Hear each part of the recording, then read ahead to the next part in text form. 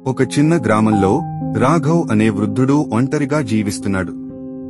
ఒకప్పుడు బలమైన రైతు అయిన రాఘవ్ ఇప్పుడు వృద్ధాప్యంతో బలహీనుడయ్యాడు. నడవడం కష్టం, పని చేయలేడు, సరిగ్గా తినలేకపోతున్నాడు. అతని పిల్లలు పట్టణంలో బిజీగా ఉండటంతో అతన్ని తరచుగా చూడలేరు. రాఘవ్ దుఃఖంతో తనతోనే మాట్లాడుకుంటున్నాడు. వాళ్ళు నన్ను మర్చిపోయారు. బహుశా ఇక నేను వాళ్లకు ఉపయోగం లేనట్టుంది. అయితే ఒక్క వ్యక్తి మాత్రం రాఘవ్ను మర్చిపోలేదు, అమిత్. ఆయన మనవడు. ఇతరుల కంటే భిన్నంగా అమిత్ రాఘవ్ను భారంగా కాకుండా తన కుటుంబం కోసం జీవితాన్ని నిర్మించిన గొప్ప వ్యక్తిగా గౌరవంగా చూస్తాడు. అమిత్ తలుపు తట్టుతూ చిరునవ్వుతో, తాతయ్య, నేను అమిత్.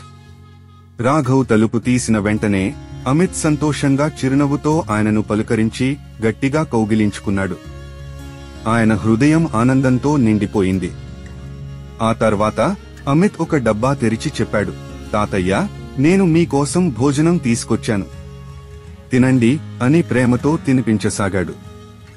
రాఘవ్ ఆనంద భాష్పాలతో భోజనం తినసాగాడు. అమిత్ ప్రేమ, శ్రద్ధలతో రాఘవ్ నడవడం మొదలుపెట్టాడు.